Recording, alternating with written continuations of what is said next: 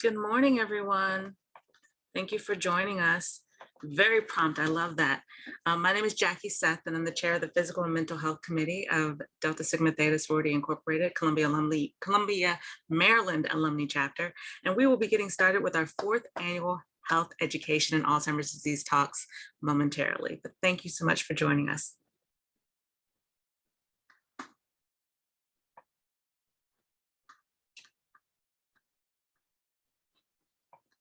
This is when I wish I could sing, because then I would I would give you all a rendition to enjoy. Joanne, can you sing? You're muted. But you can... If I sing, anything will be over. Everybody would start signing off. That's how I feel if I start singing. But I normally can sing in my shower and when I'm all alone, like cleaning. But right now is not. It's not, I don't have that skill. Hi, Soros. Good morning, Soros. This is Sora Lavinia Calvin of Annapolis Alumni. You want me to sing God Bless America? Play, yeah, if you can do it and you want to give us a couple of bars, I am here for it, Sora. Okay. Good morning, Soros. Good morning. God bless America, land that I love.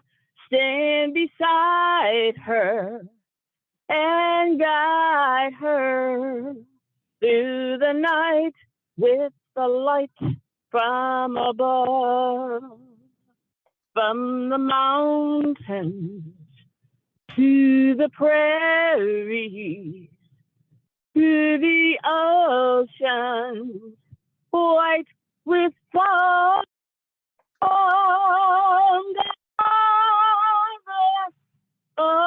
America, my home sweet home.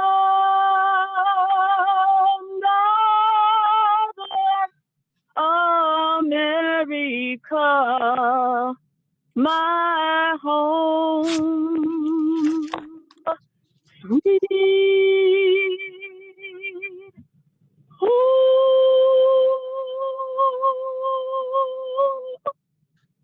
Thank you, Sora. Wow. Oh my gracious. That was beautiful. Thank you so much. I bet you guys had no idea when you signed up today to come to the Health Education and Alzheimer's Disease Talks that you would get a rendition of God Bless America. That was not even planned. She just said, hey, I'm gonna do this. That's what Soras do for people. And Soras is like my sorority sister down in Annapolis. So thank you so much for joining and doing that. We appreciate you. So welcome everyone. My name is Jackie Seth, and I thank you all for joining us for the fourth annual Health Education and Alzheimer's Disease Talks, also known as HEAD Talks. I'm the Physical and Mental Health Chair for the Columbia Alumni Chapter of Delta Sigma Theta Sorority Incorporated, and we have a fantastic event planned in partnership with a phenomenal chapter within Maryland, Annapolis Alumni Chapter, which one of our members just graciously gave us a wonderful song just because we had no music and we thought this would be a great time to just share something. We're hosting in partnership with them today, as well as our partners at Johns Hopkins Alzheimer's Disease Research Center, Can Dream Foundation, Own Real Estate, and Live Now Fitness. So this event will be in a TED Talk kind of fashion, and we really hope that you enjoy it. We have a lot to discuss today, but I wanted to start with a quick little poll. We're going to do a poll that's going to come up on your screen, and it's going to ask you a quick question. Do you think memory loss is a normal part of aging? You have two choices there, true or false. We ask that you choose one.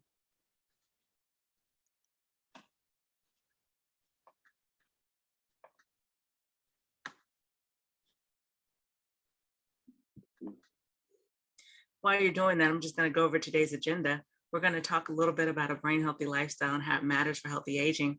We're going to get physical and get out of our seats if you're sitting at home. We're going to talk a little bit about COVID-19, which is still on the tops of some of our brains and brain health, and the impacts of yoga and meditation. We're going to have a quick conversation about that as well. A little housekeeping: if you have any questions and you'd like to unmute your line once you're recognized, we ask that you use the button at the bottom. You can show yourself on camera if you so desire, and you can use the chat with questions or comments. We love for you to share reactions any way that you like. If you're loving something or smiling or laughing, we'd like you to share that too, or use the raise hand function that's located there. I want to take a minute to go back to our poll. It was the question of, is memory loss a normal part of aging? Are we finished with that poll? Has everyone been able to share their thoughts? Okay. Can we share the results on that? They should be sharing. Oh, great. Okay. We have about 76% of you said true, and another 24% said false. And so with our conversations today, we really hope that we can give you information that can guide your thoughts on whether that is a normal part of aging today. We'd like to introduce our talk head experts. We like to call them Ashley Scott, Dr. David Girton, the coach, health debt coach, Coach David, sorry. Joanne Ciprio from the Physical and Mental Health Chair of the Annapolis Alumni Chapter, and Tyree Ayers as a Physical and Mental Health Committee member from the Columbia, Maryland Alumni Chapter. If you didn't know, November is Alzheimer's Awareness Month, and we like to have these conversations in this time because we like to bring awareness to the fact that Alzheimer's disease is more prevalent in women, and our African Americans are twice as likely, and Latinos are 1.5 times likely to have Alzheimer's disease as opposed to our counterparts who are non-Hispanic or Black. And so we hope that you have an opportunity today to learn a lot from our conversations and get some information you may not have known before. The facts are quite startling. And we want to go ahead and just begin our conversation. So let's set the stage for a minute. We have our first speaker, who is Ashley Scott. She has over 12 years experience providing outreach and case management to individuals with psychosocial and medical needs. As a research program coordinator for Johns Hopkins Alzheimer's Disease Research Center and the secretary of the Memory and Aging Community Advisory Board, also known as the MCAB, Ashley works with local partners to increase community education on topics related to healthy aging, memory loss, and Alzheimer's disease related disorders. Ashley is a certified dementia practitioner and enjoys providing health education, advocacy, and support services to vulnerable populations. In addition, Ashley is a psychiatric rehabilitation coordinator and works to integrate individuals with mental health and behavioral health concerns successfully in the community. Ashley, the floor is yours.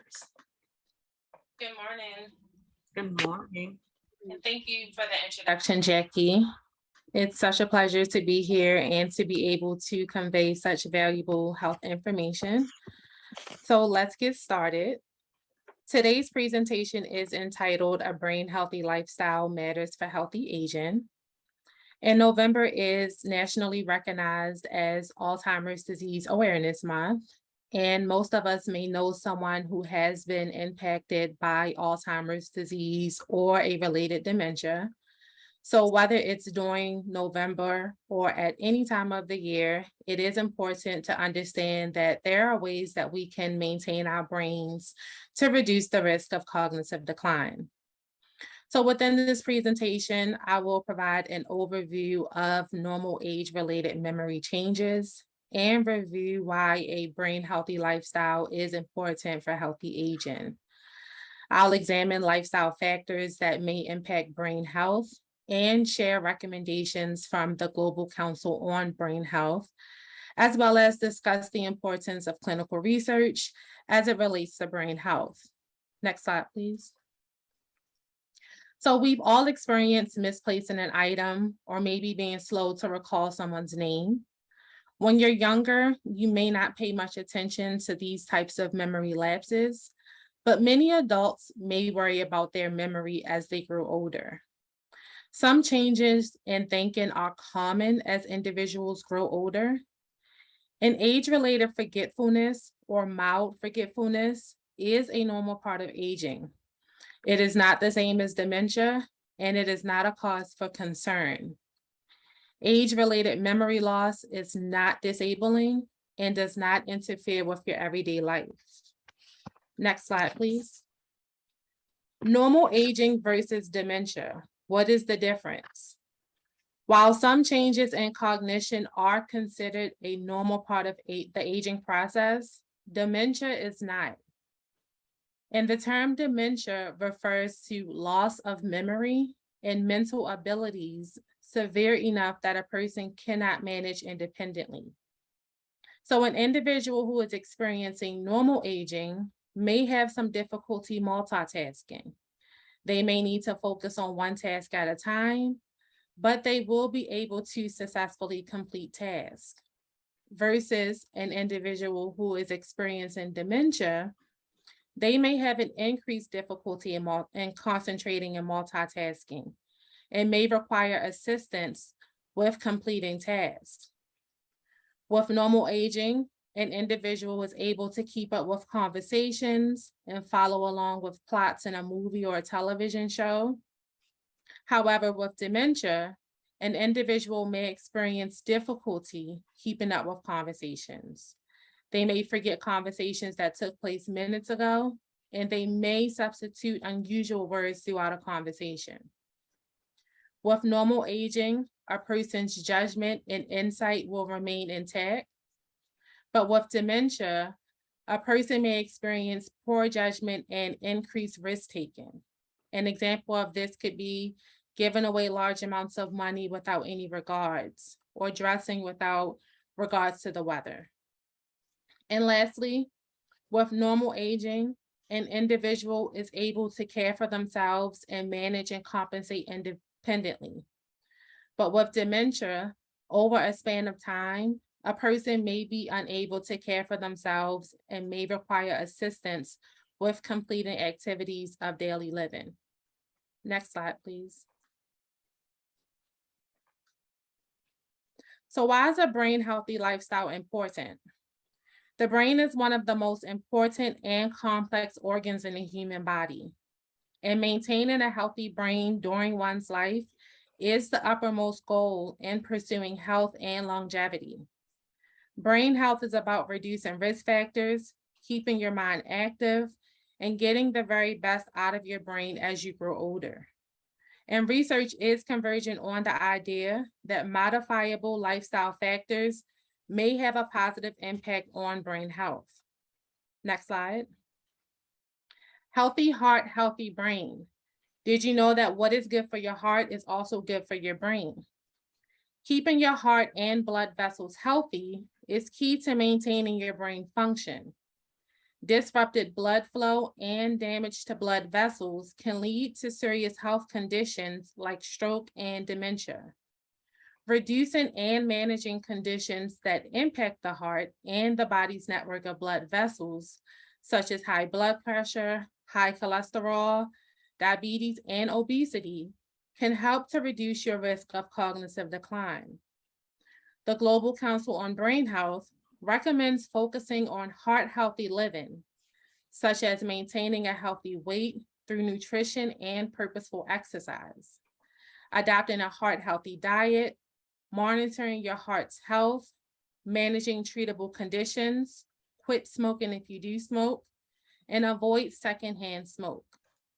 Next slide. And as the saying goes, you are what you eat. By making healthy selections for your meals, you're ensuring your body is receiving the nutrients it needs, especially your brain. There is no single food that is key to good brain health. However, nutritionists emphasize that the most important strategy is to follow a healthy dietary pattern of making wise food choices, which may help to reduce risk factors for cognitive decline, such as cardiovascular conditions like high blood pressure, high cholesterol, and diabetes. And eating healthy doesn't have to be difficult.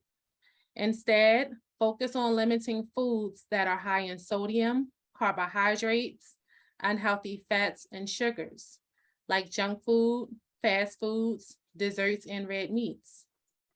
And fill your plates with brain-nourishing foods that are rich in unsaturated fats, fibers, protein, and low in carbohydrates. Studies have shown that the Mediterranean diet is beneficial for brain health, This includes fruits, vegetables, nuts, avocados, beans, and whole grains. Next slide, please. And be physically active. Physical activity is an important part of a healthy lifestyle. A physically active lifestyle keeps good blood flow to the brain, and it encourages new brain cells to develop. A combination of purposeful exercise and an active lifestyle is fundamental for achieving brain health. Purposeful exercise includes moderate to vigorous exertion, such as aerobic training, like walking at a brisk pace, and strength and resistance training. But you don't have to do it all at once. You can break it up. Maybe do 10 minutes here and then do 10 minutes later. And strive to live an overall active lifestyle, which means having an attitude to incorporate movement in day-to-day activities. So for example, instead of driving, walk to work or walk to the store. Or instead of taking the elevator, try taking the stairs. And individuals with physical limitations can be physically active by doing low impact exercises, like chair exercises or water exercises. And be sure to have a conversation with your medical provider before beginning any exercise regimen. Mental exercise is just as crucial as physical exercise in keeping your brain fit and healthy. Incorporating cognitively stimulating activities may improve your brain's functioning and promote new brain cell growth. Doing new things in new ways can help retain brain cells and connections. Some examples of cognitively stimulating activities are learning new skills, learning how to speak a new language or play a new instrument. Continue to learn, embrace new activities, and develop new skills and interests to improve the health of your brain. Next slide. And stay socially engaged. Social engagement may impact quality of life, counteract loneliness and isolation, and reduce stress. The Global Council on Brain Health recommends establishing and maintaining meaningful social connections to support cognitive health, focusing on relationships and social activities that you enjoy the most, and helping others. Some examples can include staying in touch and connected with family and friends, engaging in stimulating conversations, getting active on social media, volunteering, traveling, or maybe considering adding a pet to your life. Next slide. And don't forget your beauty rest. Poor sleep quality can increase problems with memory, concentration, energy, and the ability to complete tasks and be alert. To stay healthy, adults are encouraged to get at least 7 to 8 hours of sleep each night. Some tips to optimize the amount of sleep you get, along with beneficial sleep quality, are to strive to go to bed at the same time each night and to arise at the same time each morning.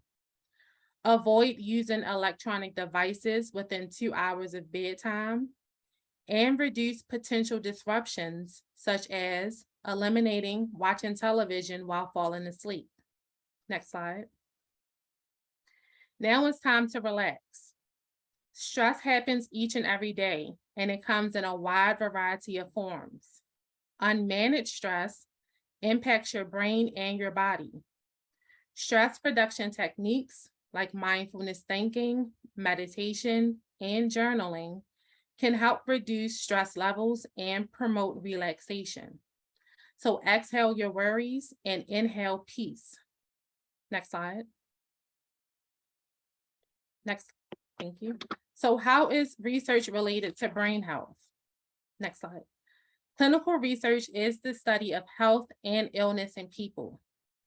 Clinical research studies involve research using human volunteers, which are also known as participants, and is intended to improve patient care and add to medical knowledge related to treatment, diagnosis, prevention, of diseases or conditions. Clinical research related to brain health aims to improve the understanding of risk factors, health conditions, and diseases that impact cognitive and brain health, as well as identify ways to reduce the risk of memory loss and dementia, identify or cure and effective treatments for dementia, improve longevity and quality of life as we grow older, and improve resources and services for caregivers. Diversity in research is important. Diversity among clinical research participants is important to advancing health equity so that everyone can benefit. When research participants do not accurately represent characteristics of the overall population of people with a particular condition, the study results may not be generalizable, which means they are not able to be made more widely or generally applicable. Also, certain populations may not receive the same benefits from research innovations and receipt of high quality care, thus prevents medical advancements of effective therapies. Who participates in clinical research matters to understanding group and individual differences. Next slide. So much more research is needed in order to find effective treatments and prevention strategies. And that is why we encourage research participation. By taking part in clinical research, participants not only play a more active role in their own healthcare, but they also can access experimental treatments and help others by contributing to medical research. Individuals of all ages, ethnicities, races, and genders are encouraged to participate in research on aging and memory loss. You can be someone who is not experiencing memory problems. You can be someone who is experiencing mild memory concerns, as well as an individual who has been diagnosed with dementia and your caregiver. Next slide, please. So I'd like to quickly go over some community resources. For support services in the community, please contact the Alzheimer's Association of Greater Maryland. They have a 24/7 helpline with qualified representatives available to offer confidential support and information to the public. Their telephone number and website is listed on the screen. For medical evaluations for memory loss, please contact the Johns Hopkins Memory and Alzheimer's Treatment Center. Their telephone is listed. If you're interested in research opportunities, please contact the Johns Hopkins Alzheimer's Disease Research Center. The telephone number is listed and the website is www.alzresearch.org. You can also visit Trial Match and search for studies that are being conducted online and across the country at trialmatch.org. And if you would like information about the Memory and Aging Community Advisory Board, which is a group of local community leaders who help increase access to healthcare, knowledge, and research opportunities related to Alzheimer's disease, memory loss, and senior health, you can either contact me, my email address is listed here, or you can go onto the board's website at baltimoreMcCAB.org to find out more information. For resources, information, and events related to aging and memory loss, please follow the Johns Hopkins Memory and Aging Facebook page, as well as our Twitter page at JH_memory_aging. And if you would like any information or resources related to brain health, or you just have a general question, or you just want to talk to me, feel free to contact me. My email address is listed here, as well as my telephone number. Next slide, please. So to wrap up what we talked about today, brain health is about minimizing the risk of disease, damage, and decline so that your mind can perform at the level you're used to for as long as possible. A brain healthy lifestyle impacts overall health and wellness. And it is empowering to know that there are many daily habits that work to support brain health when they're put into practice consistently.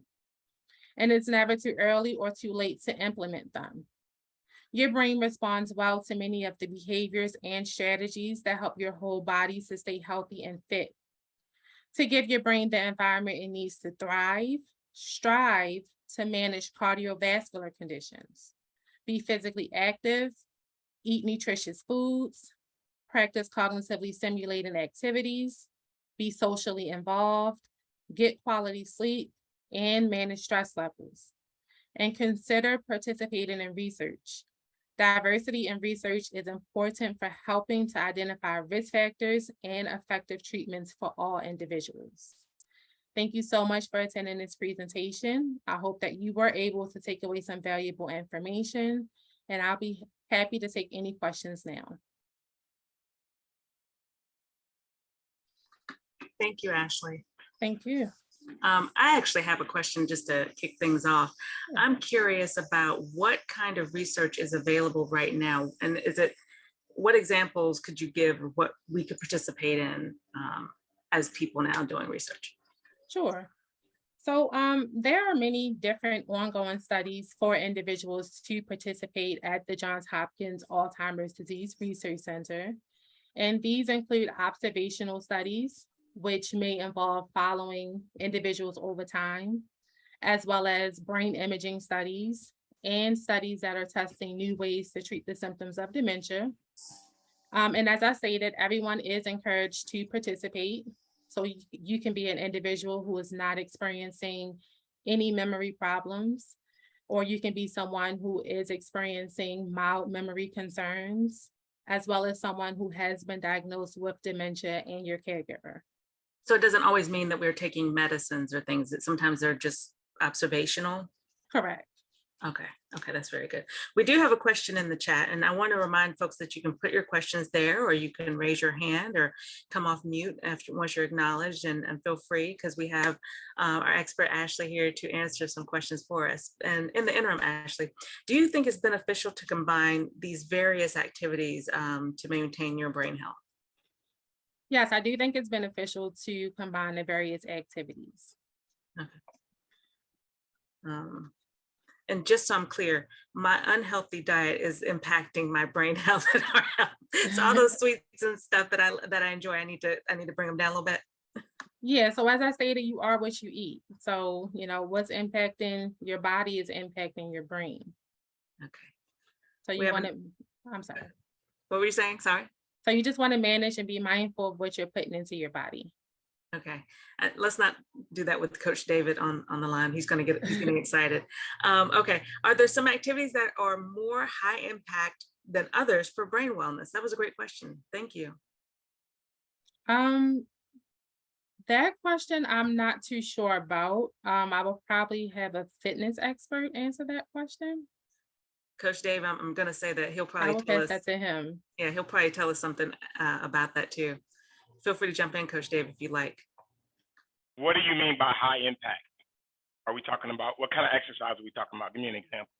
So I guess my question, I know that with like physical exercise, there's like more high, you can do like high intensity interval training, right? So they're like, if you only have 20 minutes, then maybe you should do a HIIT workout because you're going to do full body. I wanted to know if the same is true for like brain wellness and keeping things sharp. Is it like I should do a Sudoku puzzle, or is it like I need to read more, or what, is there something, if I'm pressed for time, that would make the biggest impact?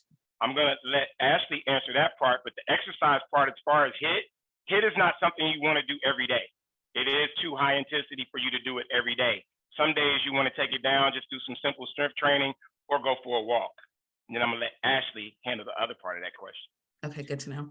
Right, so that is a good question. I would recommend doing things that exercise your brain. So crossword puzzles, solving math problems, playing Sudoku, as I stated, learning how to play a new instrument or speak a new language, things that challenge your brain in new ways. Okay, cool. Thank you. Thank you. And I think that might answer a little bit of the question that was about what about brain game apps to help improve brain wellness. And I think that is what you're saying. Yeah.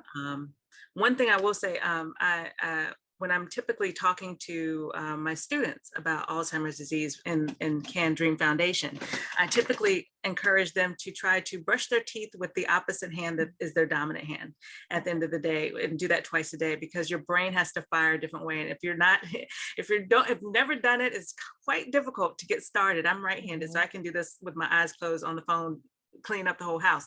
But if I had to use my other hand, I have to actually focus a little differently. Even if you're thinking about eating, if you eat with a fork and you eat with the dominant hand, I think you're firing different parts. And those are little things that you could do that uses a different part of your brain, I think. Yeah, absolutely.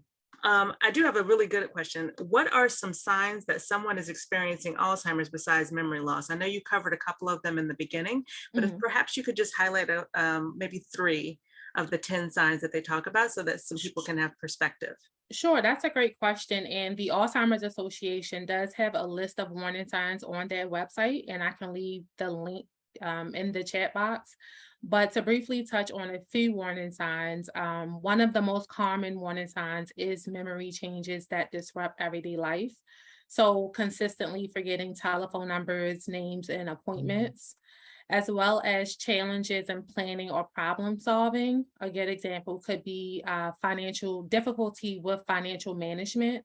So maybe underpaying or overpaying a household bill, or just completely forgetting how to pay a household bill, as well as difficulty doing familiar tasks at home or work.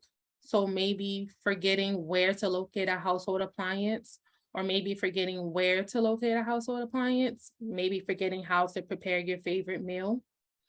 And maybe new problems with speaking or writing words. So substituting unusual words throughout a conversation.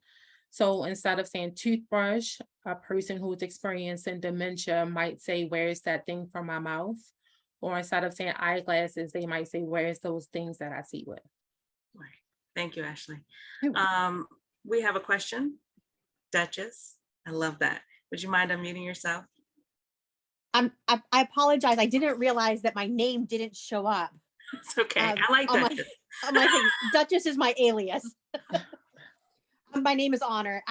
My question might be more personal than anything, but when you mentioned the Facebook page, I immediately went to it and liked it. So I'm on there now. Thank you. And one of the things, my mother has vascular dementia. And I understand that dementia is sort of like an umbrella term, and Alzheimer's falls underneath it.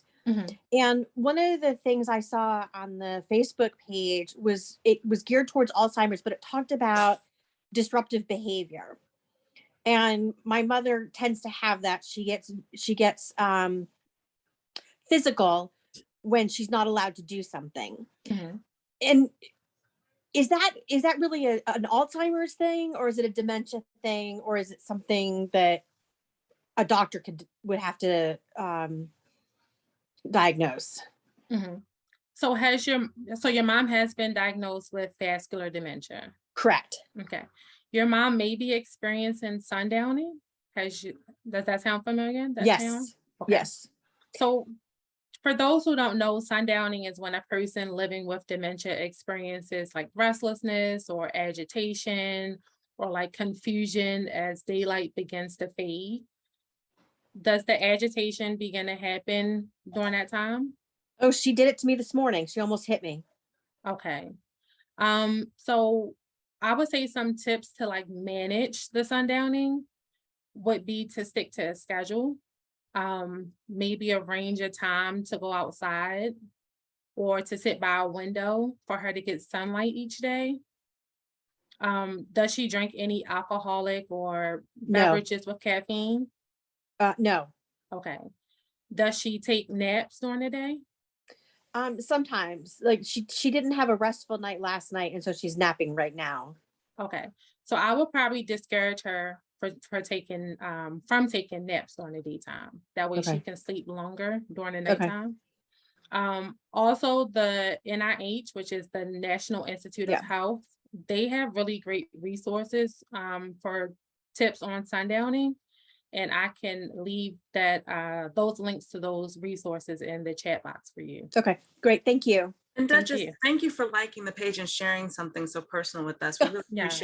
appreciate that. No problem. Because it helps individuals who know that they're not alone. Absolutely. So, and I encourage you, Ashley is very easy to talk to, and she has a lot of resources. So if you'd like to connect with her after, we will be Yes. giving go bags to everyone, virtual e-go bags with more information. So you can reach out after this call if you like. Please do. Yeah. Thank you so much. So I want to just close this section unless there's other questions. I think we had a question. Oh, one more. What are thoughts on supplements that assist in memory loss prevention, like ginseng? And I am not even going to be able to pronounce that second one, but ashwagandha. And please, I'm sorry, I'm not very familiar with that one. But any concept of that or some opinion, Ashley? So there's a lot of information in the media that suggests taking natural supplements, supports brain health. And I would say that the best course of action is to communicate with your medical provider to get a treatment plan that works best for your lifestyle. Thank you. Okay, and we have a bunch of great links in the chat for you guys to get more information even after this call. Again, I said I was going to be sharing sort of a go bag. If you've been here before, we sort of give a lot of information later via email with links and things that you can get more information. So thank you so much, Ashley. Feel free to reach out to her at any time. We are moving on with our next presenter, which I know if you know who he is. We're about to get physical with Coach Dave. I am excited, Coach Dave. I am excited. Yo, what's up? So let me introduce you, though. I have to introduce you properly. Okay, Coach David Girton was born in Indianapolis, and he's a veteran. So thank you so much for your service. He was with the Air Force. So yesterday was an amazing day for our veterans, and we thank them for their service, excuse me. Former computer geek and longtime resident of Maryland. David believes that a holistic approach grounded in mastering fundamentals of an abundant mindset, sustainable eating practice, quality rest, managing stress, all lead to a lifetime of healthy habits that can relentlessly pass on impact future generations. And I think that's some of the things we just talked about with brain health. So he's like the master of all of that. He gets it going for us. So I introduce to you all Coach David, and the floor is yours, sir. Yes, ma'am. Hey, can I see everybody? I can't see everybody. Okay, let me see if I can help. Yeah, let me see everybody. Let me see everybody. Oh, I got everybody. If you can, because I know you can, show me your face. Show me your face. Show me your face. I need everybody to show me your face. Show me your face. Yes, yes, show me your face. We're waiting for everybody to show me your face. Hey, raise your hand if you told yourself, I know I need to exercise more. Raise your hand. Raise your hand. Throw it in the chat. Say me. Put me in the chat. Put me in the chat. We need some accountability right now. Put me in the chat. Me in the chat. Me in the chat. If you know you need to exercise more. Yeah. Hey, look. Ashley just talked about it. We're all on this call to get all of this dope information. She just talked about how important exercise is, how important diet is, all of that good stuff. And look at all those needs. Look at all those needs. Why are we making exercise so hard? So tell me a reason, somebody in the chat, tell me a reason why you don't exercise as much as you say you want to exercise. Give me some reasons. Give me some stories in the chat. Work and kids. Come on, somebody else has got some more stories. If that's your story, put that in the chat. Work and kids, if that's the only story. Yes, work schedule. Who said that? The weather. The weather. The weather. Stop. Stop. The weather. No. What else? Time. Schedule. All right. Look, that's enough of them. Look. Hey, we're cutting them off. No more stories. We have to stop telling ourselves these stories, because the minute we tell ourselves this story, our body believes us. Like it believes that work and kids are in the way. It believes that I don't have enough time, even though you control all of your time. And as Ashley said, it doesn't have to be an hour of going to the gym. It could be 10 minutes in the morning, 5 minutes in the morning. Raise your hand right now if you can do 1 minute. Raise your hand if you can do 1 minute of exercise. And then you do 1 minute in the afternoon. And then you're going to say to yourself, I can do more. And then gradually over time, that's what you start to do. You start to do more. So start small and you'll keep winning. All right.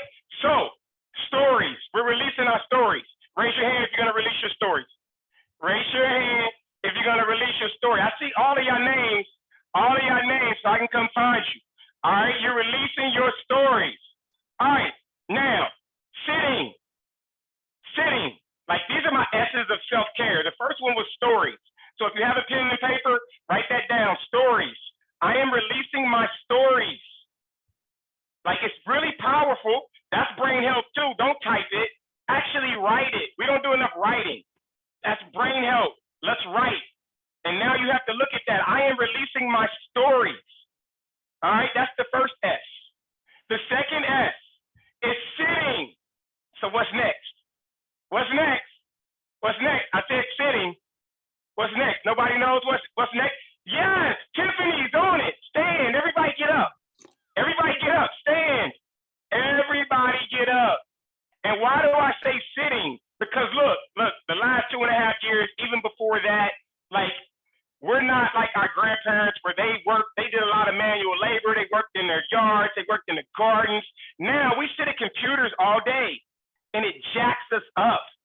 Sitting. I think Ashley also talked about smoking. Well, in my world, we call sitting the new smoking. Like that's how bad it is for our bodies. Like God didn't design us to sit for 8 hours a day. So my recommendation to you is every 30 minutes, if you're sitting down, focus, stand up, get you a standing desk. Just do some movements. So here we go, simple movements. If anything bothers you at any time, just stand there and smile and just shake your arms and legs, all right? All right, so I'm gonna start a little music if that's cool, all right? Or you can just dance. Yeah, or you can just dance. That's too slow though. Here we go. Here we go. Hey, yes, here we go, everybody. Arm circles to the back. Arm circles to the back, move. And look, your exercise can look just like this. So we have 2 S's. The first one is stories. Now we're standing up, so we're not sitting because we're going to do less of it. 3, 2, 1. Now to the front. To the front. Hey, now smile. That's an S2. Everybody smile. Smile. It's a gift to move like this. Hey, 3, 2, 1. Now turn slowly. Turn slowly. Turn and reach. Turn and reach. Yeah. And I know you're smiling because you're like, yo, I can do this. I can do this every day. We're going to work our entire body right now. Simply. Yeah. 3, 2, 1. Now, hey, tap the inside of your foot. If you can't tap the inside of your foot, tap the inside of your knee. Hey, inside of your knee. If you can't do that, just tap your leg. Side to side, just tap your leg. We got something for everybody. Yeah. Hey, get ready to write. You're going to get ready to write the next S. 3, 2, 1. Look, everybody like this, march. Your next S is steps. Steps. Ashley also talked about, she gave someone that had a question. She said, put her face in the sun. So I need you to get outside and get your steps and put your face in the sun. It's so important for our emotional, physical, and spiritual health to be outside. 3, 2, 1. So that's your third S. It is steps. Put your hands on your hips. Hey, did everybody know this is a power pose? Like when you stand like this, you're automatically more confident. Automatically. All right, let's go. Circles, hip circles. Hip circles. Yeah. Act like y'all got some rhythm. Act like y'all got some rhythm moving your hips. Act like you got Tiffany. Tiffany, where's your rhythm, Tiffany? Come on. 3, 2, 1. Hey, reverse that. Reverse that. Yeah, other way. I love the smiles. That's what we want, y'all, is smiles. Come on. 4, 3, 2, 1. Your next S. If you didn't get the first 3 are stories, sitting, steps. The next one is strength. Let's do some bicep curls. Bicep curls. Strength. Hey, look,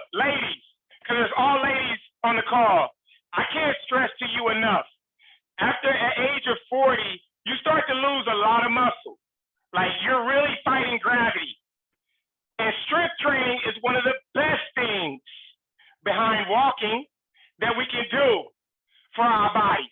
All right? Yeah, keep going. Just like that. Hey, strength training. 3, 2, 1. Now, if you can squat, you're gonna squat. If you can't, just stand there.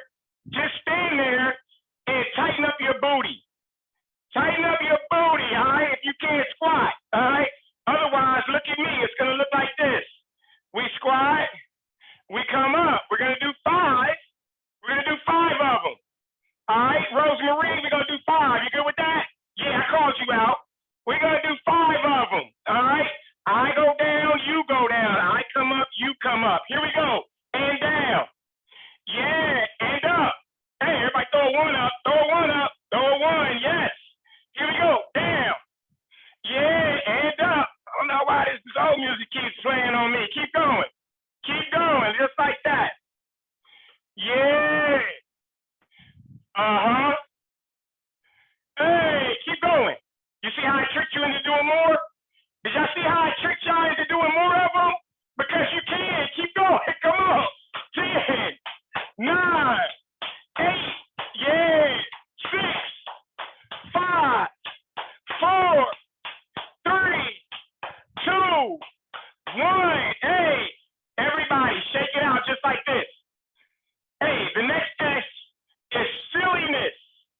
Look, straight up. Adults, we're too serious. Life isn't that serious. It isn't that. Everybody shake it out. Hey, everybody get silly. Get silly. Silliness is your next S. Yes, I love it. Who is that up there? Yes, Joanne. Thank you. Yes. Hey, 3, 2, 1. Hey, silliness. Kick out to the side. Kick out to the side. Yeah, kick out to the side. Let's work our butt. Hey, silliness is super important, y'all. We got to play more. We got to play. Like, that's brain health. Playing. Hey, we got to be like the kids. All right? We have to play because it's so darn good for our health. 3, 2, 1. Now, hey, get up on your toes if you can. If you need to put your hand against your chair or a wall, do that. Otherwise, on your toes and then back down. On your toes and back down. Yes, keep going. Still some faces I don't see. I don't see Joanne, Taylor, Ashley. Yeah, Stephanie. Keep going just like that. On your toes and then back down. On your toes and back down. Yeah, keep going. 5, 4, 3, 2, 1. Hey, everybody go just like this. Just like this. So, look, y'all, this is simple stuff. Your body wants to move. It doesn't want to be stagnant. You have to get that energy flowing, and movement is how we do it. 3, 2, 1. Hey, just a little bend to the side. And to the other side. Yeah. Side to side. Keep going.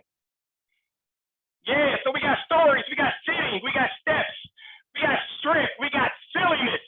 Keep going, just like that. 5, 4, 3, 2, 1. Now, hey, step jacks. Just like this. If you're feeling funky, you're like, Coach, give me more. Go here. Go with jumping jacks, because jumping is one of the best things we can do for our body.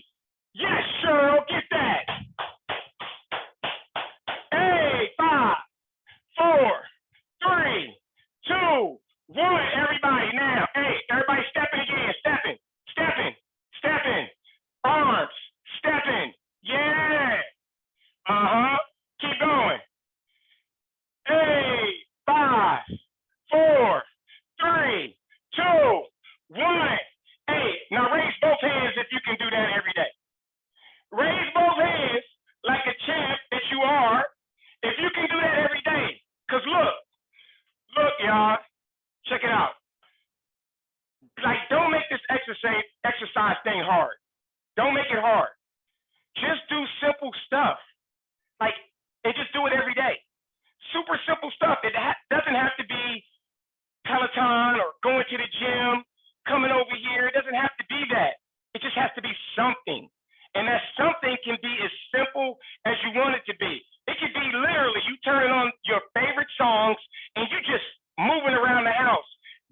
laughing, smiling, getting silly, because it's joy for our bodies. It's medicine. It's medicine for our bodies, all right? All right, everybody's good with that? And the last S, as we bring it down, the last S is stillness. Stillness/sleep. Ashley talked about that as well. Stillness. We need to get still, other than when we just sleep. Sleep is super important. Don't get it twisted. Probably number one. But stillness, we need to take some time just to be still. And I think our yoga pro is going to talk about that. All right, so here we go. Let's just kind of slow it down. You're going to take your arms across your body. You're going to breathe in through your nose and then out through your mouth. Just flowing. Keep flowing in through your nose, out through your mouth. And what I want you to start to do, I want you to start to envision right now the healthiest version of you. I want you to envision the healthiest version of you. What is she doing? How's she eating? How is she thinking? What excuses is she not making for exercise consistently? All right, keep going. 3, 2, 1, and now just take your head and look up and then look down. Slowly. This is great for all that sitting at the computer. All right, look up and then look down. Yeah, just like that. Slowing it up. 3, 2, 1. Now I want you to take your right hand and put it on the left side of your head, and then take your right ear towards your right shoulder. And that should feel really good. That should feel really good in your neck. Again, all the time we spend on not smartphones and computers, we really need to stretch ourselves out. 3, 2, 1, and hey, other side. Just like that. And you're still focused on the healthiest version of you. What is she doing? What is she thinking? What is she eating? How is she moving? 3, 2, 1. Now, hey, you can have a seat. Everyone can have a seat. And last thing, sit to the edge of your chair. Everybody sit to the edge of your chair. So let's go ahead and let me give you that too. All right, so look, a lot of times we spend our sitting time like this. So what happens is our muscles turn off, like our butt muscles turn off. More importantly, our back muscles turn off. Like 70 to 80% of the people in the world are dealing with back pain, and it's because of our posture. So we want to sit to the edge of your chair. So everybody's going to sit to the edge of your chair. Your feet flat on the ground. So this automatically makes you sit up straight. It's hard to slouch when you're sitting like this, okay? So now what I want to do is everybody put your palms right on your thighs, palms facing up. Palms facing up, and I want you to close your eyes. Close your eyes. Yeah, close your eyes, and I just want you to breathe in through your nose, out through your mouth. So remember, whenever you get stressed, 6 deep breaths in through your nose, out through your mouth. 6 deep breaths are going to help to bring that stress down and actually turn on the right system so that we're not in fight or flight. All right, anytime you get stressed. So keep breathing. And right now you're breathing into the healthiest version of you. Healthiest version of you. I want you to envision her. What is she doing? What is she doing? What is she eating? How is she feeling? How is she showing up to the world? The healthiest version of you. I want you to draw such a vivid picture that you will not forget it. The healthiest version of you. All right, now give yourself a hug. Give yourself a hug. Give yourself a hug. We don't do that enough. We hug everybody else. We don't hug ourselves. All right, so hug yourself. Like, it's super important that we love on ourselves. All right, so one more time. If you didn't get the S's, stories. I'm releasing my stories. Sitting. I'm doing less of it. Steps, because I need to put my face in the sun. That's medicine. All right, we're getting steps in. Hey, I was stressed out like a lot of you are. I was stressed out about 3.5 years ago, and I started walking 1 mile a day. 1 mile a day. 1 mile a day, and I've been doing it for the last 3.5 years. Stress has pretty much disappeared. All right. So steps, son. The next one, strength training. We want to do some sort of strength training. Silliness. Get silly with your kids. Get silly with your spouse. And then stillness. We want to get still. All right, y'all. Hey, thank y'all. Raise your hand if you had fun. Raise your hand if you had fun. Yes, you had fun. Thank y'all for showing up. Hey, if you want to download my ebook, it's about walking. Go to davidgurton.com. davidgurton.com. I'll throw it in the chat. Yes, ma'am. Coach Dave, we are going to send that to everyone so that they have access in our bag, but you certainly can drop it if they don't want it. They can get it right now. So yes, thank you so much, Coach Dave. He is sending everyone an ebook, and actually we have prizes that he's going to be giving away. Everyone who has joined today will be put into a raffle for a prize for health assessments and a free time. 1 moment, not a free membership, free moment for that assessment at Live Now Fitness, which is an amazing, amazing gym. I'm a part of it. I love it. I wear my Nelia from Live Now. I carry my bag from Live Now. It's amazing. And everything that you do, Coach Dave, I know you do to honor the loved ones in your life that were impacted by dementia, diabetes as well. We're going to talk a little bit about that later today. I want to give anyone, if you have a question on the line for Coach Dave while he's here, he's our head expert. I want to give anyone a moment to ask that question. And also, yes, Betty, mini movements. Yes, go ahead. I'm sorry. No. Okay, we have one question in the chat, Coach Dave. Yeah, so you talked about activities for people with limited time. Can you provide ideas, exercise that beneficial for those with limited mobility? So, can you do the things that we just did? If you can, great. What you want to do is you want to work within. We want to work within your mobility. I'm laughing at the next question. All right. You want to work within your mobility, your range. So whatever it is, get strong there. And it's just super simple exercises.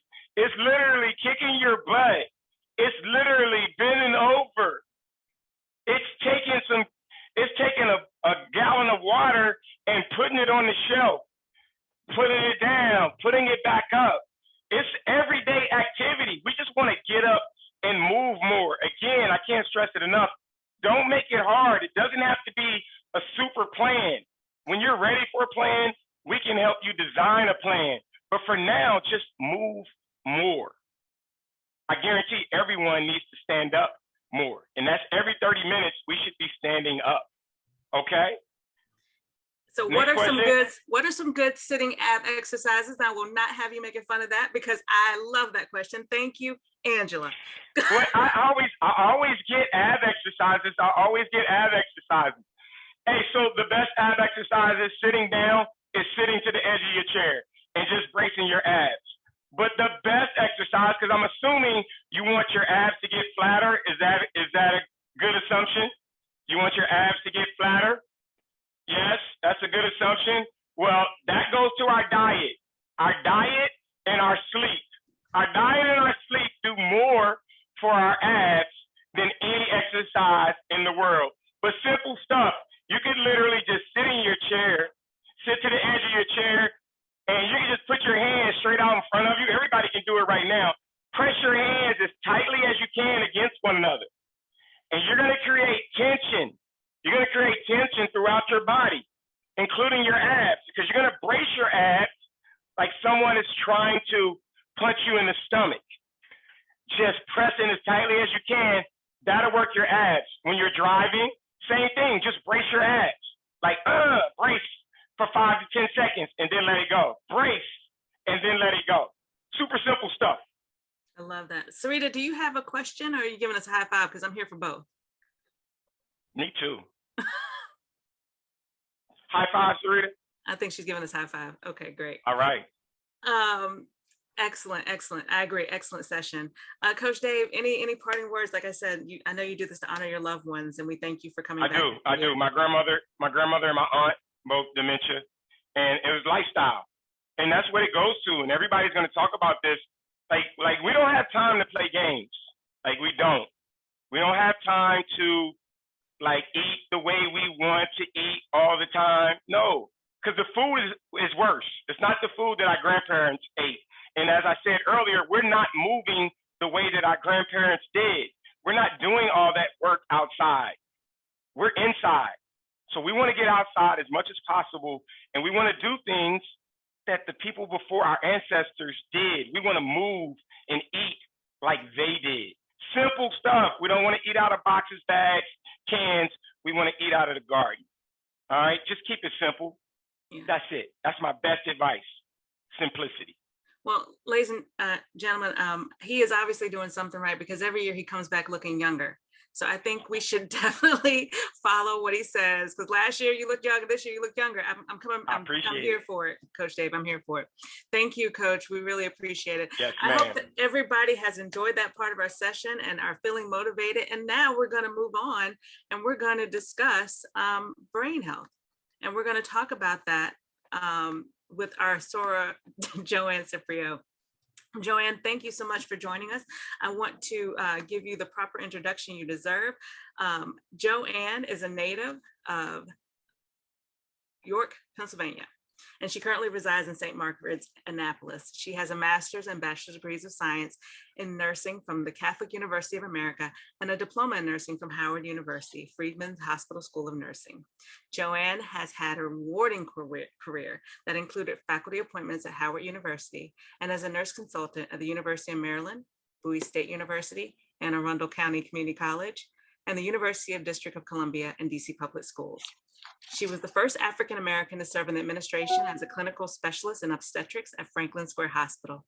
Her recognitions include Kaplan Mid-Atlantic Teacher of the Year, Annapolis Alumni Chapter, Delta Sigma Theta Sorority Incorporated, Delta Deer of the Year, board member of the Anne Arundel County HIV/AIDS Commission, St. Mary's Roman Catholic Church Paris Council President, Anne Arundel County Her Story Award, charter member for the Iota chapter of Delta Sigma Theta Sorority Incorporated at Catholic University of America, and charter member of the Greater Glen Burnie chapter of Jack and Jill of America. Of all of her accomplishments, she is most proud of being the mother of Kia and Courtney Ciprio and wife of Dr. Lawrence Ciprio. So Joanne Masora, an amazing woman. Let's go ahead and move through and talk about brain health. Okay, thank you all for having me do this. I'm going to start with COVID, talking about COVID, and then we'll talk about brain health. As you know, we've been dealing with COVID for over 2.5 years, and it's changed the way we all live. There are many people that are still hesitant to take the vaccine, although in Maryland, we've been very privileged because most of the people here have been vaccinated, although we still see people who, while vaccinated, have not received all of the boosters that they really should get. Why are people hesitant to take the vaccine? Some people feel that the vaccine was developed too quickly. In reality, the vaccine was in progress for over 10 years. The whole thing was, the process was speeded up because of the severity of COVID. Some people were afraid of the side effects of the COVID vaccine. They thought that it was a live virus. There's no live virus in the COVID vaccine. Some people were politically, they made their positions based on politics because at the time we had President Trump, who felt like he was the one who was responsible for the development of the vaccine. And people that were against him felt like, no, you should not take the vaccine because this is something that he developed. And people who were for him thought, yeah, we should take the vaccine. People were afraid of getting sick. They thought if they took the vaccine, they would develop COVID themselves. So they did not want to take the COVID vaccine. There was concern, the lack of trust in healthcare. If you remember, for African Americans, the Tuskegee program, where African Americans were denied treatment for syphilis. So people were afraid of that. Then we had Dr. Sims, who was doing gynecological surgery on enslaved Black women without their, without their permission. And he was developing instruments like the gynecological speculum that we use today. And then we had people just had really just way out beliefs.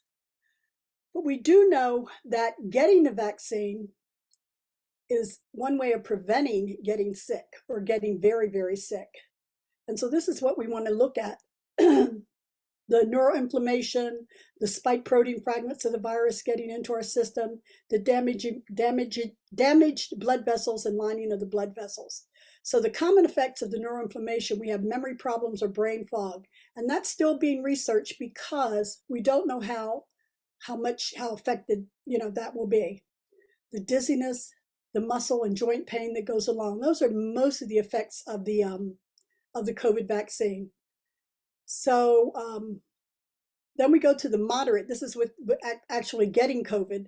The moderate, the common effects. These things here, and the common effects sometimes with the people who've already been vaccinated, they may see these effects again.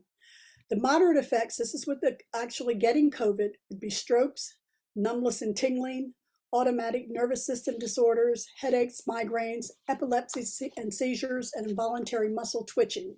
And then, of course, the rare effects of COVID-19 would be brain inflammation, spinal cord inflammation, prolonged muscle weakness, Parkinson-like disease, and drooping of one side of the face that you would get with like a stroke. So it's far better to get the vaccine and deal with the minor things that go along with it than have to deal with these long-standing things with COVID. Now with you can go to the next slide, I guess. The other thing, not just COVID, people are hesitant.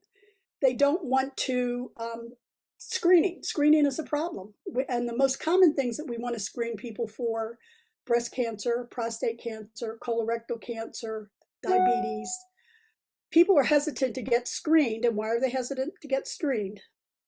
Because we know it's a lot easier to prevent illness than to treat illness. So people are hesitant. They said time. Coach just told us about people don't exercise because they have time. Poor time gets a bad rap on everything. We say we don't have time to be screened, but we'll be sick and we have to make time when we become sick. So it's better to make time and be screened. The childcare, same thing we saw with exercise. People had childcare. They didn't have time, they couldn't do things because they had childcare. So we have to find ways to get around that. Fear. People are afraid of screening, and they're afraid of screening because they're afraid of what they might find out. So you're afraid you don't get screened. So colon cancer runs in my family, so I'm not going to get screened because I don't want to find out that I have colon cancer. So they put their head in the sand and don't get screened, and then eventually find out they have colon cancer. By the time we find out, it's too late to really do anything that could have been prevented a lot earlier. People don't go get screened because they're afraid they'll get sick. Where do you go to get screened? You go to the health department, you go to a clinic, you go to your doctor, and who's at those places? Other sick people. So they're afraid that if they go there, they're going to get sick. And they feel healthy. A lot of people, especially I see with African Americans, as long as we feel good, we feel like we're not sick. I see people come in, they're diagnosed with something, and they say, well, what's wrong? I felt fine all along. Well, you can feel fine and still be sick. So we have to get people to get screened. As I said, the most common things we're concerned about are the colonoscopy, the mammogram, prostate screening. And you know what? When do those screenings begin? They usually begin 40 to 45 years old. Maybe that's why they say when we're 40, we're over the hill. But we're not really over the hill. We're just beginning to get screened. So that's important. Can we go to the healthy slide? Healthy. Go back to the one on healthy. Okay.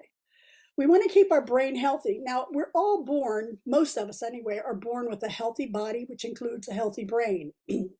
And throughout our lifetime, many things happen to our body and many things happen to our brain. And I like to say that the brain is the first computer. We all have to be computer whizzes now, but our brain was the first computer. Did you know that the brain has what would be equivalent of over 1 million gigabytes? When we think of our computer, we get 124 gigabytes on our computer, and we think we've really gotten something. But our brain has that many gigabytes, and we have to continuously stimulate the brain. And if we don't do that, we kind of know what happens. Unfortunately, most people don't think about brain health until they get older. And as both Ashley and Coach talked about, brain health, we have to start taking care of it from the very, very beginning. We don't think about it, like what we give our children, what we give our teenagers, what young adults take in. We start worrying about it as we get older, but many times by the time we wait that long, things are not the way we want them to be. We have 16 million people right now living with some kind of cognitive impairment, which affects their memory, thinking, and decision making. With that many people being affected, we see that society itself needs to do something about equality and diversity. It's just been the Alzheimer's Association at their international conference just this past summer. They found that racism is a factor in cognitive impairment. And this is because for middle-aged and older people. And this is because they have lived in segregated, resource-deprived communities. They experience civil rights violations, and they're under constant discrimination. And these types of activities create stress and lowering their senses and affect their midlife, functioning. So that in itself is enough for us to really know that we have to do something. Cognitive things that affect our cognitive input are our age. Usually we see when we start to see cognitive decline, it usually will start 65 or older. Sometimes it starts earlier, but usually that's the age, 65 or older. And the older we get, the more likely we may start to see things of cognitive decline. Race. Right now we see about 15% of Blacks have some type of cognitive decline, 10% of Hispanics, and 9% of whites. Education also has something to do with it. We'll see that the more educated one is, generally, the less likely they are to deal with cognitive decline. 13% with college education or some form of college education. They'll have they'll have some kind of cognitive decline, and less than that, we'll get that 30 to 21% with mild cognitive decline. Now, we talked about mental health. Looking at your mental health, your body, your mental health, and your brain are just as important as your physical health. And hopefully, knowing that we're going to have increased numbers of cognitive decline, problems with dementia, diseases like Alzheimer, as people are living older, hopefully we will soon be making mental health checkups as an important part of the physical health checkup. Many people go to their physician and rarely do they deal with their mental health. They'll ask you, how do you feel? Most people are going to say they feel fine. But if they reached out and asked things about, do you forget things? Are you stressed? Those kinds of things, we can assess a person's mental health. Breathing, we want to take time to breathe and slow down. And Coach said the stillness, that's important there. Habits, you want to maintain healthy habits. Smoking and drinking increase the chances for cognitive decline. And as he said, smoking is the new, what was it? How did he say that? Smoking is the new Sitting is the new smoking. Sitting is the new smoking. So we're sitting still. Yes. Exercise, we want to engage in regular cardiovascular exercise. And I think Ashley said our cardiac diet is the same kind of diet that we need for brain health. It was interesting that I just read that a person taking 9,800 steps a day decreases their risk of dementia by 50%. That in itself is enough to start walking. The American Heart Association says 10,000 steps a day. Again, exercise, heart, everything goes together. So the average person probably walks about 3,000 to 4,000 steps a day, and that in itself can decrease our risk for dementia by 25%. So walking is important. Now, somebody in the chat said that one of the reasons they didn't exercise because of the weather. Well, the malls are open. You can walk in the mall. You don't have to walk outside. So I know with our Girl Trek group, when the weather's bad, when it's extremely hot, extremely cold, or raining or something, we walk in the mall. We don't say we can't walk because the weather's bad. So you can't use weather as an excuse. Okay, exercise improves your sleep. It reduces anxiety and inflammation of the brain, which is responsible for dementia. We want to look at people who have blood pressure, elevated blood pressure, hypertension. Exercise helps to control hypertension, and hypertension is, can also lead to, forms of dementia. Hearing loss, older people, that's something that they have to deal with. We want to take care of that because that can also affect their cognitive ability. And I already said smoking and drinking. As I said, the brain is made up of like over 1 million gigabytes. And they can't imagine that, just think of 3 million hours of TV shows. That's what our brain is capable of. And as I said, the brain was the first computer. We can't, when our computer starts acting up, what do we really do? We do everything we can and then we reboot it and it fires back up. We can't do that with our brain. So we have to keep our brain healthy. And we have to keep it healthy all the time. Okay, some of the things that we can do. Weight, we want to control our weight.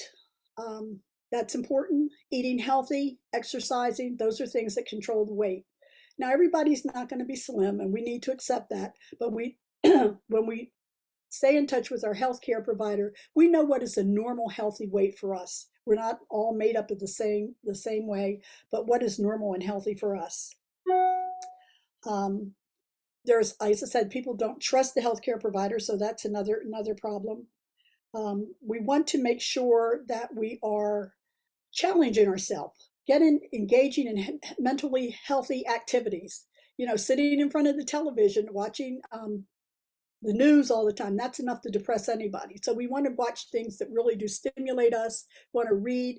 And while somebody had said social media, we want to be careful with social media, especially when it comes to our health, because there are a lot of people out there telling us what we should do about our health, and they don't have any qualifications. We really need to trust the healthcare providers.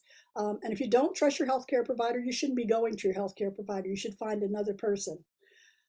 Your diet, again, we've got to get a well-balanced diet. You want to stay socially active. So you want to keep in touch with people. One of the saddest things, especially as people age, is that they're alone. They don't have any social contacts. And socialization helps with stimulating the brain. So ones of you that have, older relatives, friends, neighbors, reach out to them once in a while so they have somebody that they can interact with.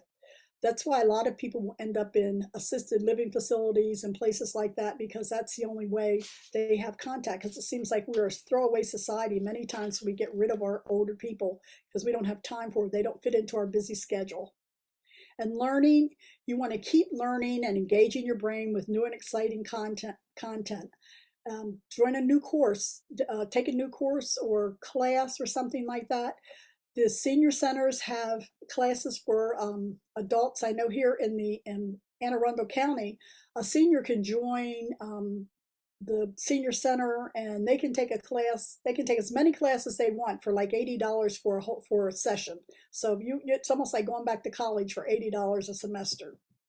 And then sleep, you want to aim for 6 to 9 hours of sleep per night. And as Coach said, the diet and the sleep are very, very important together. They will do more for us in our belly fat and all those other things than all the other things that we try to do. And hydration, we want to keep topped off with regularly hydration through the day to help the brain and your body. By the time you are thirsty, you're already dehydrated. So you don't want to really get thirsty. You want to make sure that you're continuously hydrated. So the important thing, keeping our brain healthy, staying active, staying involved, getting our vaccinations. One of the reasons we see COVID is down now is because we know more about it. We vaccinated people. We did the boosters that we needed to. But there's still people, there are constant strains of it coming back. And so we have to stay up with our boosters. And although people, they say, well, I got the vaccine, I don't want to get the booster. And for those who have had COVID, in spite of the fact that they're vaccinated, for the anti-vaxxers, they say, see, that's the reason why I didn't get vaccinated, because I'm going to get it anyway. But we really do have to do it, continue to do what's important. And as I say, if you don't want to do it for yourself, do it for your loved one. And for people that have young children, I say do it for your children. Most people will do whatever is necessary for their children. So do it for your loved ones, do it for yourself. And as they say on the airplane, you know, when you put the mask on yourself first before you put it on somebody else, take care of yourself first so that you can take care of other people. And thank you. Thank you, Joanne. We have a question from Diane. Diane, feel free to unmute yourself. Yes, hi. Hi, Joanne. I got a question about COVID. My husband and I went to a dinner this past Sunday, and we rarely go out, but he started feeling sick around Wednesday and coughing. So Thursday, I told him, take a COVID test. It is positive. So I told him, I've got to get you to the doctor because you're going to need an antiviral. So they did put him on, I think it's Plaxavid, okay. Yeah, Plaxavid. And so far I'm negative, but I wanted to let people know that even if you do test positive and you're high risk with other health issues, you really might want to get in antiviral. He had a rough night last night, but he's feeling much better today. But if you do test positive, if you got other health issues, you really want to get that antiviral. Thank you, Diane. Thank you for that information, because it is important, especially with people, older population, the people with respiratory conditions, because right now we're dealing with the RSV, the flu, and COVID. So it's really important that you get your vaccines. If you do test positive, it's within the first 5 days after testing that you should get the antiviral medication. So that's important. Yeah, we both are all up on our boosters. I got mine in August, my last boost, and I think he got his in July. Hopefully, like I said, I'll continue to stay negative, but it's just COVID's not going anywhere, and you may get it. And I think that's important to let people know that even though we don't see people dying and getting as sick, it's better to be vaccinated, and you won't be as sick, and you probably won't end up in the hospital. Yes. In the past, people were very, very sick. They were in the hospital, Yes. they were dying, they were stressing the healthcare system. Yes. So it's better to be vaccinated and get a little sick than to not vaccinate yourself and get very sick or possibly die. Absolutely. Thank you. Thank you, Diane, for the question. Thank you, Joanne. You're welcome. Okay, we have a couple of questions that were in the chat, and I just want to share them with the group. We are going to be having this presentation made available to you over the weekend, next week, and we will be giving the slides out too, along with that e-go bag. So you will get this information. We ask you to share it with as many folks as possible so we can get the word out, because there's a lot of great information that was shared, not only about dementia and Alzheimer's disease and brain health, but we have good points about COVID, vaccinations, health screenings. And Joanne, I particularly like the fact that we will hopefully get to a point where when I do my annual physical and do my appointments, I am doing an annual mental health check, right? I think we should do that all the time, but that is something certainly to start putting on my radar, to start asking more questions about my cognitive abilities and my mental wellness. So thank you for bringing that up. You're welcome. All right, everyone, we are moving on, and we have a couple of minutes left, and we're so excited because we're going to have our next presenter who will be talking about the impacts of yoga and meditation. We're so excited to have her. She is Tyree. She's a chapter member of the Columbia Alumni chapter, and so we're so excited. She's a part of the Physical and Mental Health Committee. Tyree, we want to give you the warm welcome and make sure that I get you spotlighted for our group as well. So Tyree's journey in our dynamic sisterhood began in the mighty Midwest. Tyree was initiated in the Zeta Mu chapter of Miami University in Ohio. That sounds interesting because I said Miami. Okay, in the fall of 1993, she took her first yoga class while in Miami and immediately fell in love with this long-lasting calming effects on her mind, body, and spirit. Even with the demanding career as an attorney, Tyree maintains a very active lifestyle. She still practices yoga daily and has completed a marathon and half marathons, and enjoys strength training and riding and running on her Peloton. Currently, she is a vice president, associate general counsel with Erickson Senior Living and land developer and manager of senior living communities around the country. In fact, she credits the focus, flexibility, and centering garnering from her physical and meditation practice with helping her navigate the various issues and challenges she faces as the company's chief employment law counsel. Tyree's love for yoga fueled her desire to share it with others. In 2014, she made her dream come true by becoming a registered yoga teacher at Lifetime Athletic in Columbia, where she lives. She teaches various yoga class formats that empower her students to harness their strength, cultivate their presence, and maintain a posture of gratitude.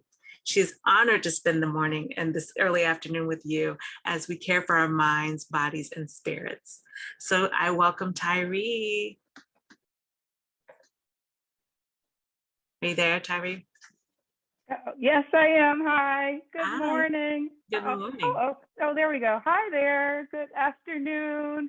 It's such a lovely opportunity to be a part of this presentation. I have learned so much from each of our fantastic presenters. So thank you all for sharing your gifts and your knowledge. Wait a minute. I tried to share my screen too. There we go. Let me get back to my music, that is. So bear with me. All right.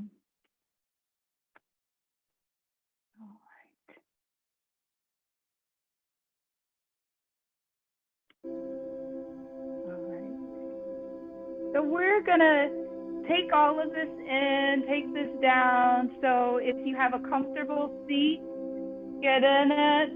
Hopefully you can hear me okay. I'm going to be here in my seat. If you have wheels on your chair, just be mindful of that. We are going to move our bodies a little bit and then settle into meditation. If you have arms on your chair, also be mindful of that. So you might bump it, but because we will take our arms out and up. But first and foremost, just sit in here, just bask in all of the wisdom, all of the energy, all of the outpouring into us, right? And that we've shared amongst each other. How beautiful it is that we can come together on a Saturday afternoon, right? And I bet each one of us knows someone who has been diagnosed with Alzheimer's or some form of dementia. We're all on the journey, regardless whether we have or not ourselves. So breathing is an instrumental tool that you can use and harness in your toolbox. You don't have to pack it up. No mat required, no chair required. You can sit in the meeting or stand while you're brushing your teeth. And that was a brilliant suggestion. I think, Jackie, you had said that about changing hands to brush your teeth. But just being able to breathe. So we'll do that together now. So you're welcome to rest your hands on your knees or your thighs. Feel your seat really support it. But counteract the rounding that can happen in the spine. Sit tall. Imagine there's a string pulling you from the top of your head. Find a focal point for your gaze.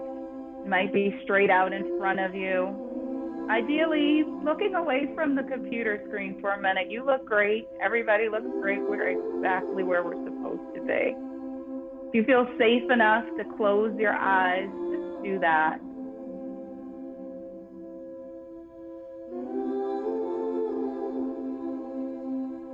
Slowing down a bit.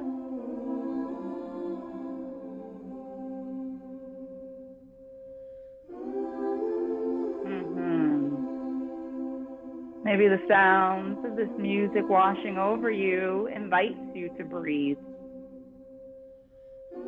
Inhaling through your nose. Exhaling out of that same portal.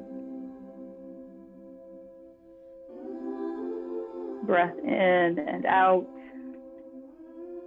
Each one is a gift, a wonderful, priceless chance to begin again.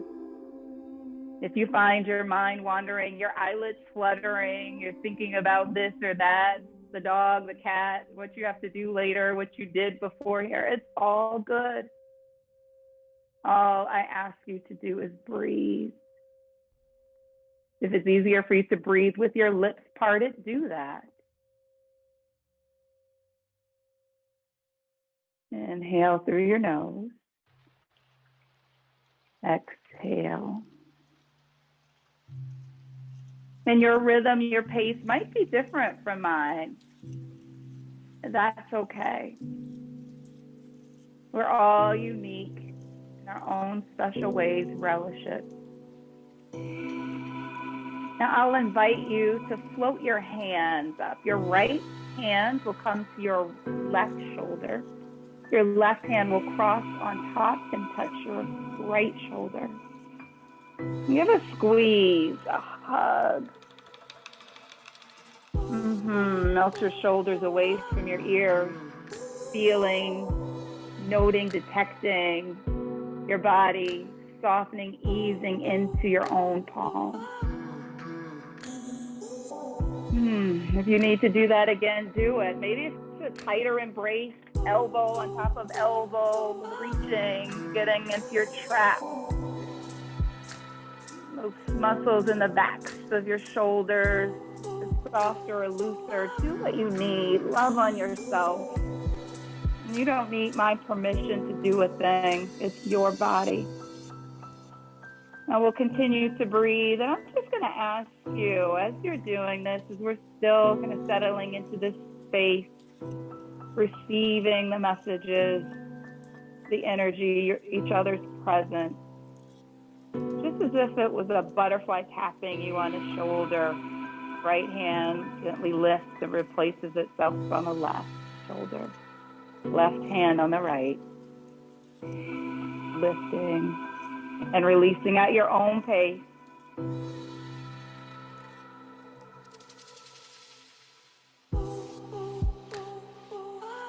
Breathe. Because with mind health, right, with well-being, stress,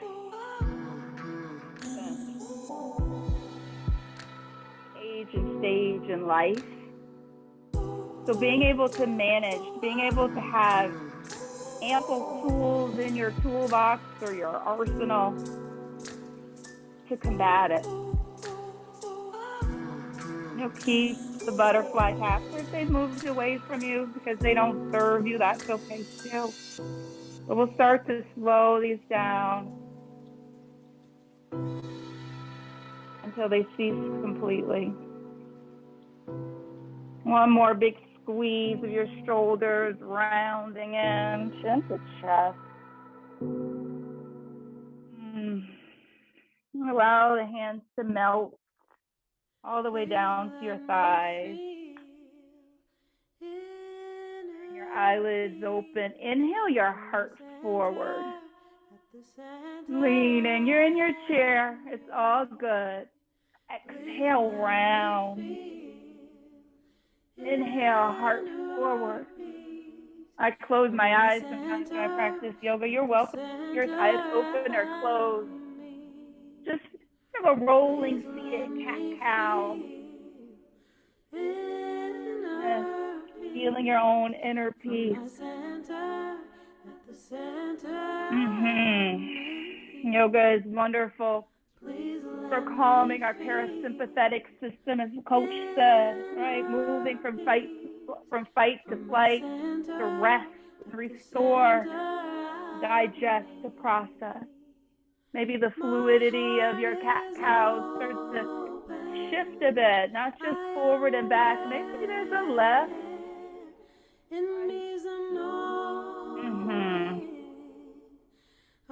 Go with it. You might connect those directions forward, maybe to one side and then back. Breathing. This is accessible for many of us.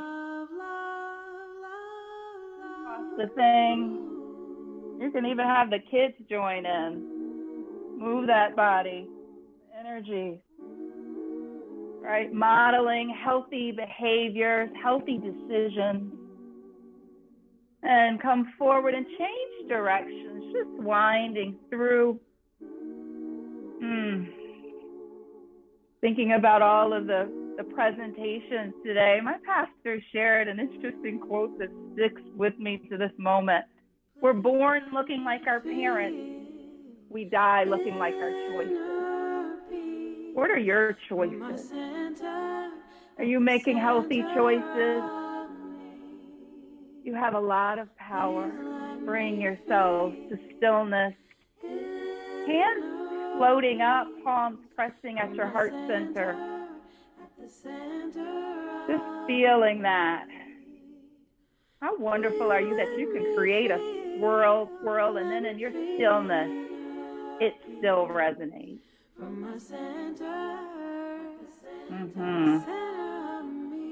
Inhale through your nose.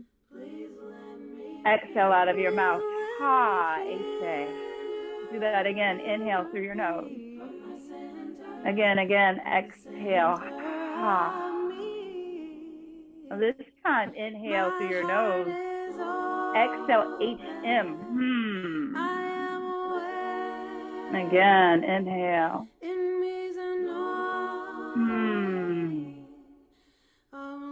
Allow the hands to float down, reaching the fingertips towards the earth, sitting a little bit taller, knitting your ribs in underneath you.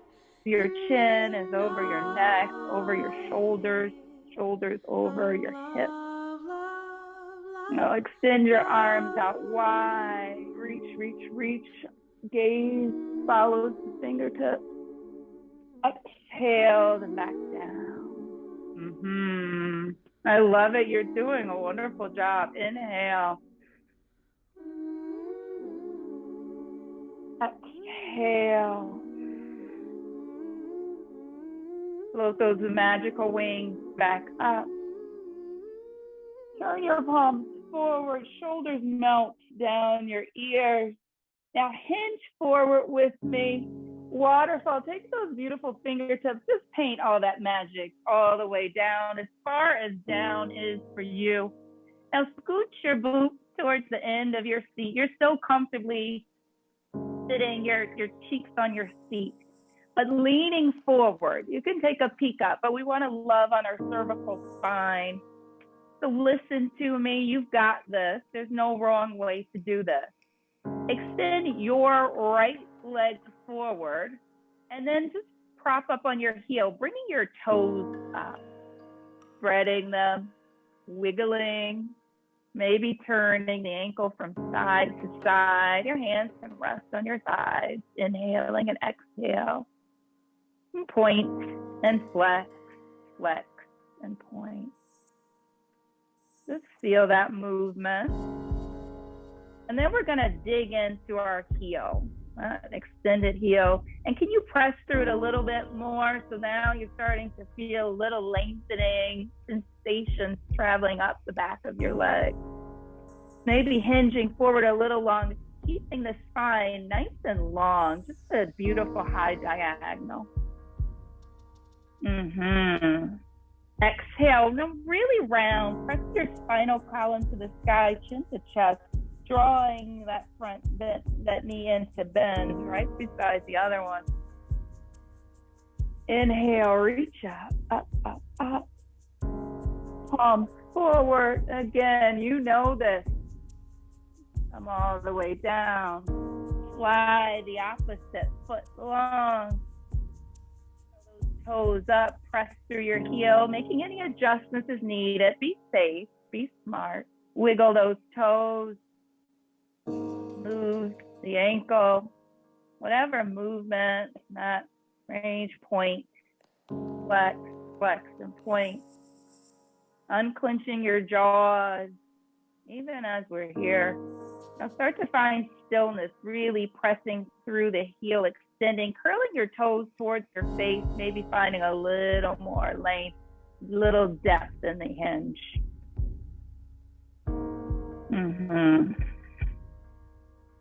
Beautiful.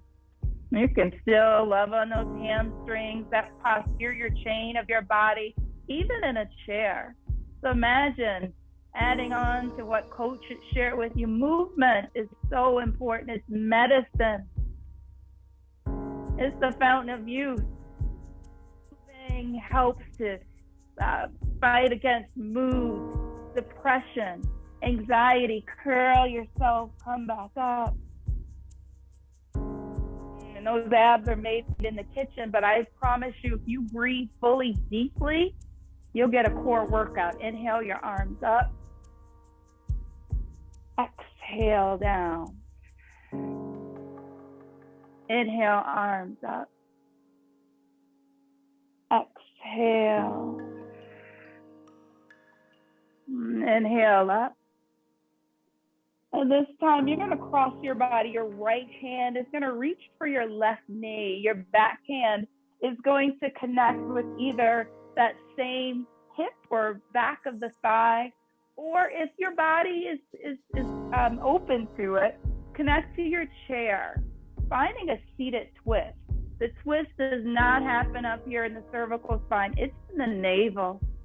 Breathe into it. Close your eyes just to release yourself from that pressure of trying to twist with the force of your neck and your shoulders. Inhale gets you taller. Exhale gets you deeper. Moving your left shoulder away from your right, staying nice and broad across your collarbone. We move through all of these different shapes, 6 planes of motion, directions through our spine, getting into our lower body a bit, even in our chair. Now with a flourish, inhale your arms up. And then exhale, bend your elbows, goalpost arms, look up, up, up. Take a big back bend, compressing through your spine, spreading your ribs. They're nice and open and broad, helping to stimulate, to keep the back healthy. Again, I really was empowered by the messages. And there's so many issues with back, lower back pain, because we need to love on our bodies. Find that twist on the other side. Again, you've got options. Trust yourself to find the space, the resting place for the back arm. Sit tall like the beautiful, noble royalty that we are. I love that purple is the color that is reflective of Alzheimer's. In yoga, purple has a significance in our chakra system. Chakras are energy systems, how they channel through our bodies. And the 7th of the 7 chakras is purple. It is the one that represents thought. It's the crown to know, right? Inhale your arms up, turning back to the front. Exhale, hands back down. And just draw a few circles around in one direction and then the other.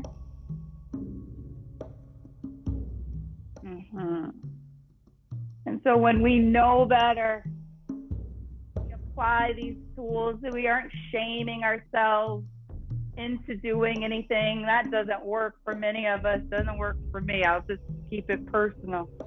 But when we can love on ourselves with consistency, with breathing, with being able to find those connections, taking care of ourselves, it helps our mental health, it helps our physical health.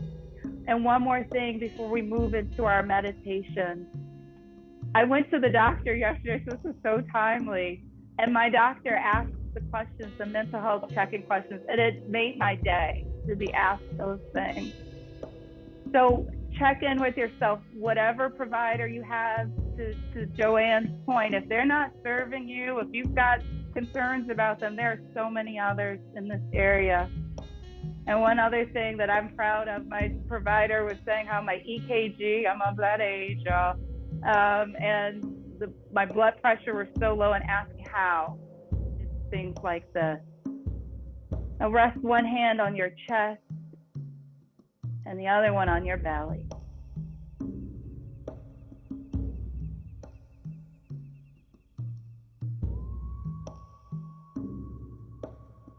These are 2 other chakras in our system, our heart and our solar plexus.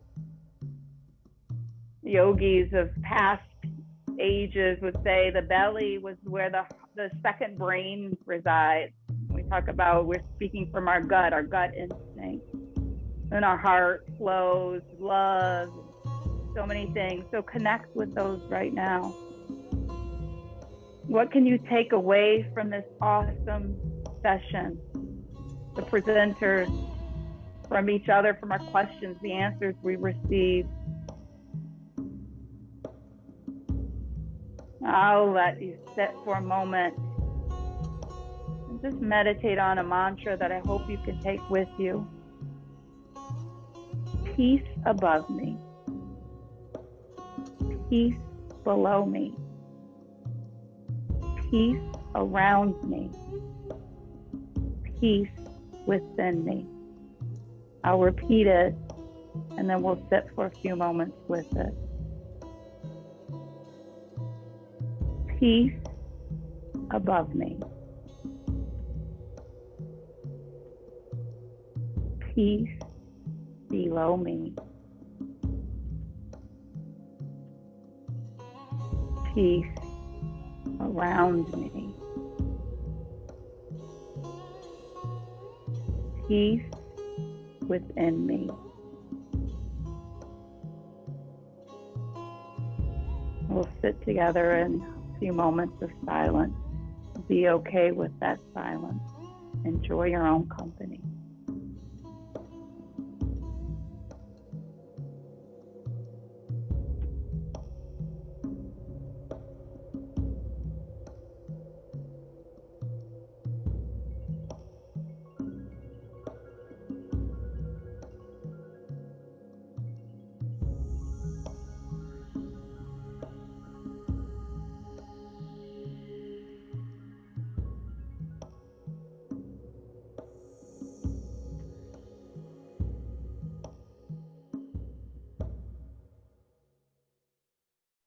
Inhale, start to flutter, those beautiful eyes open, drawing your palms together to your heart center.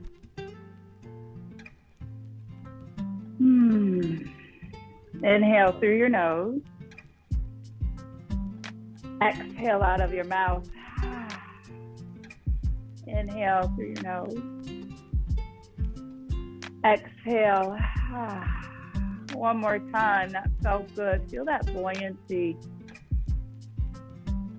Imprint this on your neural pathways as you exhale.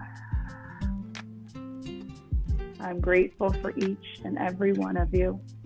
May there be peace with you, your families, your loved ones, everyone with whom you connect. Om Shanti Peace.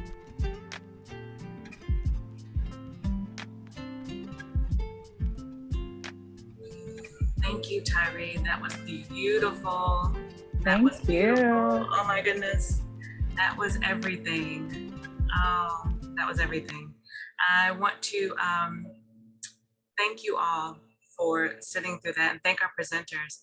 I'm so relaxed that I'm like, what are we doing next? Like, what are we doing? That was perfect. I appreciate all of you who have stayed with us a little bit longer than we anticipated. But in summary, we want to do a couple of polls before we leave. I know we're all relaxed, but we hope that we can share with you our poll question number 2. Brain health is important to overall health. I think today we know, right? But just in case, we want to give folks a chance to respond. We talked about a brain healthy lifestyle and how much it matters for healthy aging.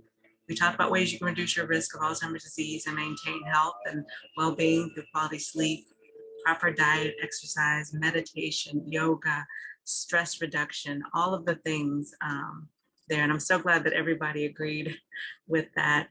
Our next poll that we want to share with you is about making sure that you actually have the tools that you needed in order to go forward. Do you feel more equipped to take practical steps to maintain and improve your overall health and well-being? Do you feel prepared? I think we learned a lot today about starting small. It's not even about the big things, right? It's just moving your body and getting out there. It's taking time to meditate. It's making those small but practical and impactful changes. We're so happy you joined us. November is recognized as National Alzheimer's Awareness Month. And during this month, we encourage people to become aware of the signs and symptoms of Alzheimer's disease and take those practical steps to reduce the risk of developing that disease. If you haven't already done so, check out the Johns Hopkins Alzheimer's Disease Research Center website for resources about Alzheimer's disease.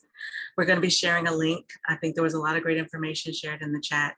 And as I mentioned before, all attendees will receive a virtual grab bag of information from the speakers. We thank you all for joining us. A special thanks to Own Real Estate, Can Dream Foundation, Johns Hopkins Alzheimer's Disease Research Center, Live Now Fitness, and our hosts, the Columbia, Maryland Alumni Chapter and the Annapolis Alumni Chapter of Delta Sigma Theta Sorority Incorporated. We hope you were inspired by what you heard today, and we hope that you can go forward and live with joy and peace. Thank you. Have a great day.